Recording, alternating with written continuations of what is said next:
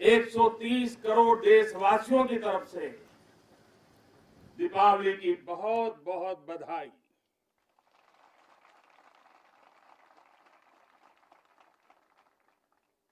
देश की सरहद पर हो, आसमान में या समंदर के विस्तार में, बर्फीली चोटियों पर हो या घने जंगलों में, राष्ट्र रक्षा में जुटे हर वीर बेटे बेटी, हमारी सेनाएं, बीएसएफ, आईटीबीपी, सीआईएसएफ, हर सुरक्षा बल, हमारे पुलिस के जवान, हर किसी को मैं आज दीपावली के इस पावन पर्व पर आदर पूर्वक नमन करता हूं। आप हैं तो देश है, देश के लोगों की खुशियां है, देश के ये त्योहार है।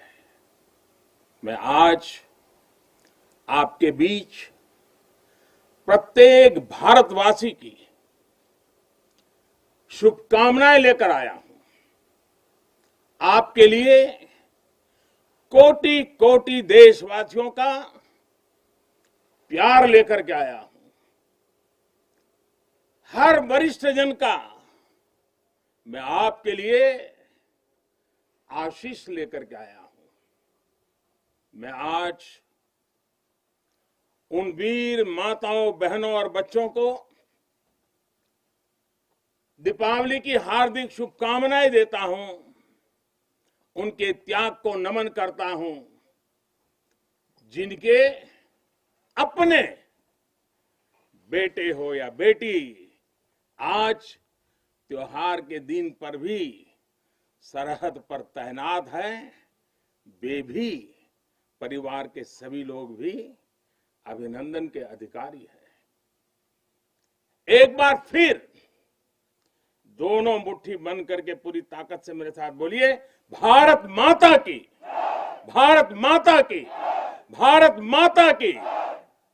साथियों, मुझे याद है प्रधानमंत्री बनने के बाद पहली बार 2014 में दीपावली के पर्व पर मैं सियाचिन चला गया था जवानों के साथ दिवाली मनाने के लिए। तो बहुत लोगों को थोड़ा आश्चर्य हुआ, त्योहार के दिन ये क्या प्रधानमंत्री कर रहा है। लेकिन अब तो आप भी मेरे भाव जानते हैं। अगर दिवाली के पर्व पर अपनों के बीच ही तो जाऊंगा, अपनों से दूर कहां रहूंगा। और इसलिए आज भी दीपावली के पर्व आपके बीच में आया हूं, अपनों के बीच में आया हूं। आप भले बर्फीली पहाड़ियों पर रहें या फिर रेगिस्तान में, मेरी दिवाली तो आपके बीच आकर ही पूरी होती है। आपके चेहरों की रौनक देखता हूं, आपके चेहरे की खुशियां देखता हूं, तो मुझे भी अनेक गुना खुशी हो जाती है, मेरी खुशी बढ़ जाती है। इसी खुशी के लिए, देशवासियों के उल्लास को आप तक पहुंचाने के लिए आज मैं फिर एक बार इस रेगिस्तान में आपके बीच में आया हूं। और एक बात आपके लिए, मैं त्योहार का दिन है तो थोड़ी सी मिठाई भी लेके आया हूं। लेकिन ये सिर्फ देश का प्रधानमंत्री मिठाई लेके नहीं आया है, ये मेरी ही नहीं, ये सभी देशवासियों के प्रेम और अपनेपन का स्वाद भी उसके साथ लेकर के आया हूं। इन मिठाइयों में आप देश की हर मां के हाथ की मिठास अनुभव कर सकते हैं। इस मिठाई में आप हर भाई बहन और पिता के आशीर्वाद को महसूस कर सकते हैं। और इसलिए मैं आपके बीच अकेला नहीं आता, मैं अपने साथ देश का आपके प्रति प्रेम, आपके प्रति स्नेह और आपके लिए आशीर्वाद भी साथ लेकर के आता हूं। और साथियों, आज यहां लोंगेवाला की एक्सपोज पर तो देश भर की नजरें भी आप पर है। मां भारती के लाडलों, मेरी इन बेटियां, मेरे देश की गौरव देने वाली बेटियां जो मेरे सामने बैठी हैं, उन पर देश की नजर है। मुझे लगता है कि देश की सरहद पर अगर किसी एक पोस्ट का नाम देश के सबसे ज्यादा लोगों को याद होगा, अनेक पीढ़ियों को याद होगा, तो उस पोस्ट का नाम है लोंगेवाला पोस्ट। हर किसी की जुबान पर है। एक ऐसी पोस्ट जहां गर्मियों में तापमान 50 डिग्री को छूता है, तो सर्दियों में शून्य से नीचे चला जाता है। और मई जून में ये बालू जिस प्रकार से आती हैं, एक दूसरे का चेहरा भी नहीं देख पाते। इस पोस्ट पर आपके साथियों ने शौर्य की एक ऐसी गाथा लिख दी है जो आज भी हर भारतीय के दिल को जोश से भर देती है। लोंगेवाला का नाम लेते ही हृदय की गहराई से, मन मंदिर से यही प्रकट होता है, जो बोले सो निहाल, सत श्री अकाल।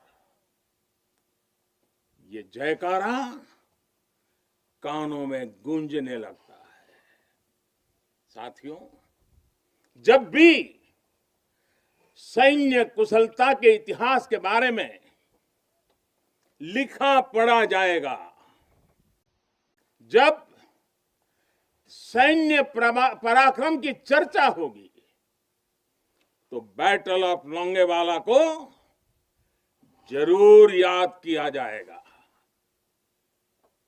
ये वो समय था जब पाकिस्तान की सेना बांग्लादेश के निर्दोष नागरिकों पर अत्याचार कर रही थी, जुल्म कर रही थी, नरसंहार कर रही थी। बहन बेटियों पर अमानवीय जुल्म हो रहे थे और पाकिस्तान की सेना के लोग कर रहे थे। इन हरकतों से पाकिस्तान का घृणित चेहरा उजागर हो रहा था, भयंकर रूप दुनिया के सामने पाकिस्तान का प्रकट हो रहा था। इन सब से दुनिया का ध्यान हटाने के लिए पाकिस्तान ने हमारे देश की पश्चिमी सीमाओं पर मोर्चा खोल दिया। पाकिस्तान को लगता था कि भारत की पश्चिम सीमा पर मोर्चा खोल दूंगा, दुनिया में भारत ने ये कर दिया, भारत के वो कर दिया करके रोता रहूंगा और बांग्लादेश के सारे पाप उनके छिप जाएंगे। लेकिन हमारे सैनिकों ने जो मुंह तोड़ जवाब दिया, पाकिस्तान को लेने के देने पड़ गए। साथियों, यहां इस पोस्ट पर दिखाए गए पराक्रम की गूंज, इस गूंज ने दुश्मन का हौसला तोड़ दिया था। उसको क्या पता था कि हां, उसका सामना मां भारती के शक्तिशाली बेटे बेटियों से होने वाला है। मेजर कुलदीप सिंह चांदपुरी के नेतृत्व में भारतीय वीरों ने टैंकों से लैस दुश्मन के सैनिकों को धूल चटा दी। उनके मंसूबों को नेस्त नाबूद कर दिया। कभी कभी मुझे लगता है कि कुलदीप जी के माता पिता ने उनका नाम कुलदीप भले रखा था, उनको लगा होगा ये कुल का दीपक है, लेकिन वो कुलदीप जी ने अपने पराक्रम से उस नाम को ऐसे सार्थक कर दिया, ऐसे सार्थक कर दिया कि वे सिर्फ कुलदीप नहीं, वे राष्ट्रदीप बन गए, राष्ट्रदीप बन गए।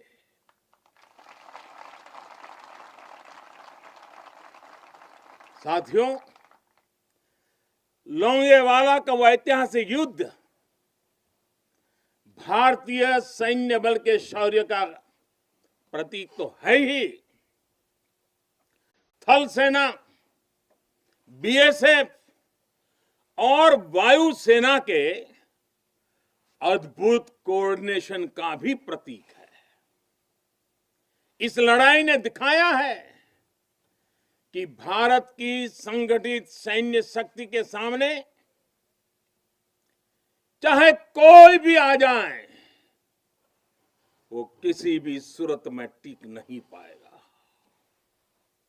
अब जब सन 71 में हुए युद्ध के लोंगेवाला में हुई लड़ाई के 50 वर्ष होने जा रहे हैं। कुछ ही सप्ताह में हम इसके 50 वर्ष इस गौरवपूर्ण स्वर्णिम पृष्ठ को हम मनाने वाले हैं। और इसलिए आज मेरा मन यहां आने को कर गया है। तो पूरा देश अपने उन वीरों की विजय गाथाएं सुनकर वो गौरवान्वित होगा, उसका हौसला बुलंद होगा। नई पीढ़ियां और आने वाली पीढ़ियां इस पराक्रम के साथ प्रेरणा भी लेने के लिए ये अवसर उनके जीवन का एक बहुत बड़ा महत्वपूर्ण बनने वाला है। ऐसे ही वीर सपूतों के लिए, ऐसे ही वीर सपूतों के लिए राजस्थान की भूमि के ही एक कवि नारायण सिंह भाटी ने लिखा है, और यहीं की बोलचाल की भाषा में लिखा है। उन्होंने लिखा है, इन जैसे घर इन जैसे गगन, इन जैसे घर इन जैसे गगन, इन जैसे सह इतिहास, इन जैसी सह पीढ़ियां, पाची तणे प्रकाश, प्राची तणे प्रकाश। यानी अपने वीर सपूतों के बलिदानों पर ये धरती गर्व करती है, आसमान गर्व करता है और संपूर्ण इतिहास गर्व करता है। जब जब सूर्य का प्रकाश इस धरती पर अंधकार को भगाने के लिए अवतरित होगा, आने वाली पीढ़ियां इस बलिदान पर गर्व करती रहेगी। साथियों, हिमालय की बुलंदियां हो, रेगिस्तान में बालू की ढेर हो, घने जंगल हो या फिर समंदर की गहराई हो, हर चुनौती पर हमेशा आपकी वीरता आपकी वीरता हर चुनौती पर भारी पड़ी है।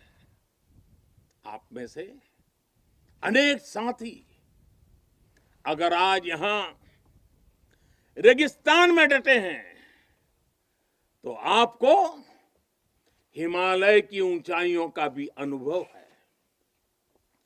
स्थिति परिस्थिति कोई भी हो, आपका पराक्रम आपका शौर्य अतुलनीय है। इसी का असर है कि आज दुश्मन भी ये एहसास है कि भारत के जांबाजों की कोई बराबरी नहीं है। आपके इसी शौर्य को नमन करते हुए आज भारत के 130 करोड़ देशवासी आपके साथ मजबूती से खड़े हैं। आज हर भारतवासी को अपने सैनिकों की ताकत और शौर्य पर गर्व है। उन्हें आपकी अजेयता पर, आपके अपराजेयता पर गर्व है। दुनिया की कोई भी ताकत हमारे वीर जवानों को देश की सीमा की सुरक्षा करने से न रोक सकता है न टोक भी सकता है। साथियों, दुनिया का इतिहास हमें ये बताता है कि केवल वही राष्ट्र सुरक्षित रहे हैं, वही राष्ट्र आगे बढ़े हैं जिनके भीतर आक्रांताओं का मुकाबला करने की क्षमता थी। अगर आज का दृश्य देखें, भले ही इंटरनेशनल कोऑपरेशन कितना ही आगे क्यों न आ गया हो, समीकरण कितने ही बदल क्यों न गए हो, लेकिन हम कभी नहीं भूल सकते कि सतर्कता ही सुरक्षा की राह है। सजगता ही सुख चैन का संबल है। सामर्थ्य ही विजय का विश्वास है। सक्षमता से ही शांति का पुरस्कार है।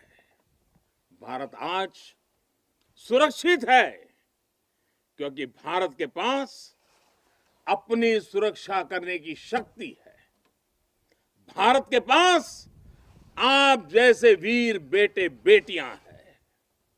साथियों, जब भी जरूरत पड़ी है, भारत ने दुनिया को दिखाया है कि उसके पास ताकत भी है और सही जवाब देने की राजनीतिक इच्छा शक्ति भी है।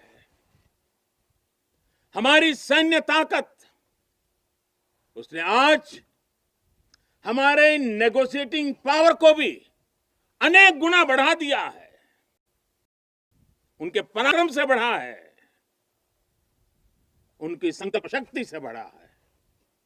आज भारत आतंकियों को, आतंक के आकाओं को घर में घुस करके मारता है। आज दुनिया ये जान रही है, समझ रही है कि ये देश अपने हितों से किसी भी कीमत पर रत्ती भर भी समझौता करने वाला नहीं है। भारत का ये रुतबा, ये कद आपकी शक्ति और आपके पराक्रम के कारण ही है। आपने देश को सुरक्षित किया हुआ है, इसलिए आज भारत वैश्विक मंचों पर प्रखरता के साथ अपनी बात रखता है। साथियों, आज पूरा विश्व विस्तारवादी ताकतों से परेशान है। विस्तारवाद एक तरह से मानसिक विकृति है और 18वीं शताब्दी की सोच को दर्शाता है। इस सोच के खिलाफ भी भारत प्रखर आवाज बढ़ रहा है। साथियों, आज भारत बहुत तेजी के साथ अपने डिफेंस सेक्टर को आत्मनिर्भर बनाने की तरफ बहुत तेजी से कदम उठा रहा है, आगे बढ़ रहा है। हाल ही में हमारी सेनाओं ने निर्णय लिया है कि वो 100 से ज्यादा अलग अलग प्रकार की जो आवश्यकताएं, खासकर हथियार और साजो सामान, उसको अब विदेशों से नहीं लेंगे, भारत में उत्पाद की हुई चीजें ही लेंगे। यहीं का उत्पाद और उसके लिए जो आवश्यक होगा करेंगे। ये निर्णय छोटा नहीं है। इसके लिए सीने में बहुत बड़ा दम लगता है, अपने जवानों पर विश्वास लगता है। मैं आज इस मौके पर और त्याग और तपस्या की एक महत्वपूर्ण भूमि से मैं अपनी सेनाओं को उनके इस महत्वपूर्ण फैसले के लिए बहुत बहुत बधाई देता हूं। ये निर्णय छोटा नहीं, मैं जानता हूं। फैसला सेना ने लिया, आत्मनिर्भर भारत का एक बहुत बड़ा हौसला बढ़ाने वाला निर्णय लिया। लेकिन सेना के इस फैसले से देशवासियों में भी, 130 करोड़ देशवासियों में ऐसा मैसेज चला गया, सब दूर चला गया। और वो मैसेज क्या गया? लोकल के लिए वोकल होने का। सेना के एक निर्णय ने 130 करोड़ देशवासियों को लोकल के लिए वोकल होने की प्रेरणा दी। मैं आज देश के नौजवानों से, देश की सेनाओं से, सुरक्षा बलों से, पैरामेडिकल फोर्सेस से एक के बाद एक इस प्रकार निर्णयों के अनुकूल भारत में भी मेरे देश के युवा ऐसी ऐसी चीजों का निर्माण करेंगे, ऐसी ऐसी चीजें बना करके लाएंगे। हमारे सेना के जवानों की, हमारे सुरक्षा बल के जवानों की ताकत भी बढ़ेगी। हाल के दिनों में अनेक स्टार्टअप्स सेनाओं की जरूरतों को पूरा करने के लिए आगे आए हैं। डिफेंस सेक्टर में नौजवानों के नए स्टार्टअप्स देश को आत्मनिर्भरता के मामले में और तेजी से आगे ले जाएंगे। साथियों, रक्षा क्षेत्र में आत्मनिर्भर भारत देश के बढ़ते हुए सामर्थ्य का लक्ष्य है। सरहद पर शांति। आज भारत की रणनीति साफ है, भारत की रणनीति स्पष्ट है। आज का भारत समझने और समझाने की नीति पर विश्वास करता है, समझने की भी और समझाने की भी। लेकिन अगर हमें आजमाने की कोशिश की, फिर तो जवाब भी उतना ही प्रचंड मिलेगा। साथियों, देश की अखंडता देशवासियों की एकता पर निर्भर करती है। शांति, एकता, सद्भावना देश के भीतर देश की अखंडता को ऊर्जा देती है। सीमा की सुरक्षा सुरक्षा बलों की शक्ति के साथ जुड़ी है। सीमा पर हमारे जाबाजों का हौसला बुलंद रहे, उनका मनोबल आसमान से भी ऊंचा रहे, इसलिए उनकी हर आवश्यकता, हर जरूरत आज देश की सर्वोच्च प्राथमिकताओं में है। उनके परिवार की देखभाल ये देश का दायित्व है। बीते समय में सैनिकों के बच्चों की शिक्षा और रोजगार को लेकर भी अनेक फैसले लिए गए हैं। पिछले वर्ष जब मैंने दूसरी बार शपथ ली थी, मेरा पहला फैसला ही शहीदों के बच्चों की शिक्षा से जुड़ा हुआ था। इसके तहत नेशनल डिफेंस फंड के अंतर्गत मिलने वाली स्कॉलरशिप को बढ़ाया गया है। साथियों, सुविधा के साथ साथ वीरों के सम्मान के लिए भी देश में अभूतपूर्व प्रयास चल रहे हैं। नेशनल वॉर मेमोरियल, राष्ट्रीय समर स्मारक, या फिर नेशनल पुलिस मेमोरियल हो, ये दोनों स्मारक देश के शौर्य के सर्वोच्च प्रतीक बनकर देशवासियों को, हमारी नई पीढ़ी को प्रेरित कर रहे हैं। साथियों, मुश्किल चुनौतियों के बीच आपका व्यवहार, आपका टीम वर्क देश को हर मोर्चे पर इसी जज्बे के साथ लड़ने की सीख देता है। आज देश इसी भावना से कोरोना जैसी महामारी के खिलाफ भी जंग लड़ रहा है। देश के हजारों डॉक्टर्स, नर्सिस, हेल्पर्स और सपोर्ट स्टाफ दिन रात बिना रुके, बिना थके काम कर रहे हैं।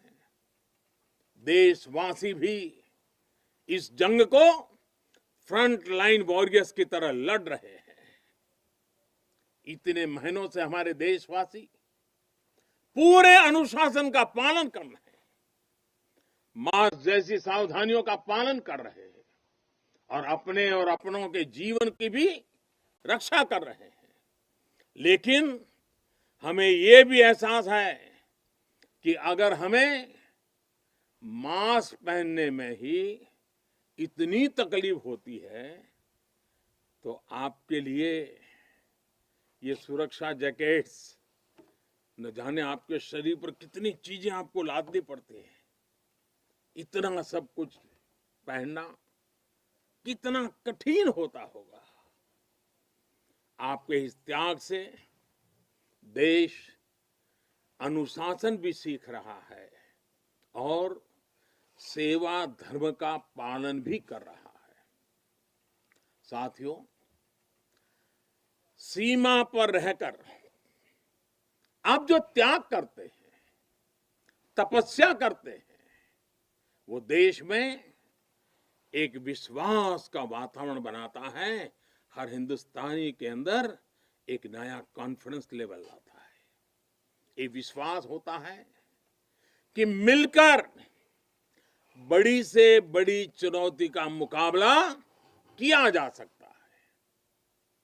आपसे मिली इसी प्रेरणा से देश महामारी के इस कठिन समय में अपने हर नागरिक के जीवन की रक्षा में जुटा हुआ है। इतने महीनों से देश अपने 80 करोड़ से ज्यादा नागरिकों के भोजन की व्यवस्था कर रहा है, लेकिन इसके साथ ही देश अर्थव्यवस्था को फिर से एक बार गति देने का भी पूरे हौसले से प्रयास कर रहा है। देशवासियों के इसी हौसले का परिणाम है कि आज कई सेक्टर्स में फिर से रिकॉर्ड रिकवरी और ग्रोथ दिख रहा है। ये अलग अलग प्रकार की सब लड़ाइयां, ये सब सफलताएं, इनका श्रेय सीमा पर डटे हमारे जवानों को जाता है, आपको जाता है। साथियों, हर बार, हर त्योहार में जब भी मैं आपके बीच आता हूं, जितना समय आप सबके बीच बिताता हूं, जितना आपके सुख दुख में शामिल होता हूं, राष्ट्र रक्षा का, राष्ट्र सेवा का मेरा संकल्प उतना ही मजबूत होता है।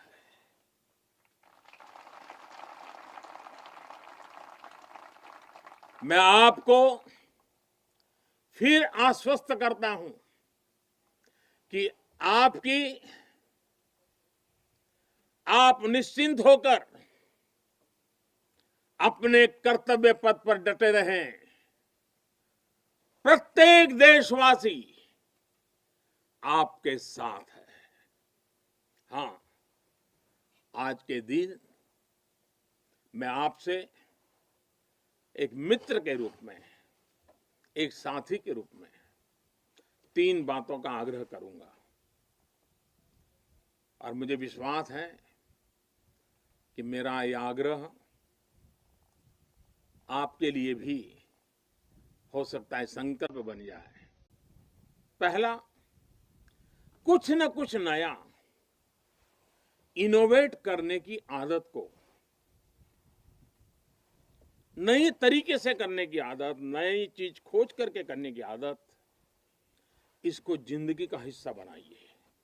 और मैंने देखा है कि इस प्रकार की जिंदगी गुजारने वाले हमारे जवान, उनकी क्रिएटिविटी देश के लिए बहुत कुछ नई चीजें ला सकती है। आप थोड़ा सा ध्यान दीजिए कुछ न कुछ इनोवेट करने का। देखिए हमारे सुरक्षा बलों को, क्योंकि आप अनुभव के आधार पर इनोवेट करते हैं, रोजमर्रा से जिस प्रकार से जूझते हैं उसमें से निकालते हैं, बहुत बड़ा लाभ होता है। दूसरा मेरा आग्रह है, और वो आप लोगों के लिए बहुत जरूरी है, आप हर हालत में योग को अपने जीवन का हिस्सा बनाए रखिए। और तीसरा, हम सब की अपनी अपनी मातृभाषा है। हम में से बहुत लोग हिंदी बोलते भी हैं, हम में से कुछ लोग अंग्रेजी भी बोलते हैं। इन सब से तो हमारा स्वाभाविक नाता रहता है। लेकिन जब ऐसा सामूहिक जीवन होता है, एक मेरे सामने लघु भारत बैठा हुआ है, देश के हर कोने के नौजवान बैठे हुए हैं, अलग अलग मातृभाषा के नौजवान बैठे हुए हैं, तब मैं आपसे एक और आग्रह करता हूं कि मातृभाषा वो जानते हैं आप, हिंदी जानते हैं, अंग्रेजी जानते हैं, क्यों ना अपने किसी एक साथी के पास से भारत की कोई एक और भाषा आप जरूर आत्मसात कीजिए, सीखिए। आप देखना वो आपकी एक बहुत बड़ी ताकत बन जाएगी। आप जरूर देखेंगे ये बातें आप में एक नई ऊर्जा का संचार करेगी। साथियों, जब तक आप है, आपका ये हौसला है, आपकी ये त्याग और तपस्या है, 130 करोड़ भारतवासियों का आत्मविश्वास कोई नहीं डिगा पाएगा। जब तक आप हैं, तब तक देश की दिवाली इसी तरह रोशन होती रहेगी।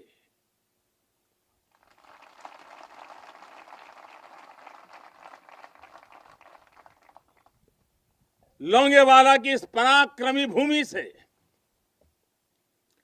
वीरता और साहस की भूमि से, त्याग और तपस्या की भूमि से मैं फिर एक बार आप सबको भी और देशवासियों को भी दीपावली की अनेक अनेक शुभकामनाएं देता हूं।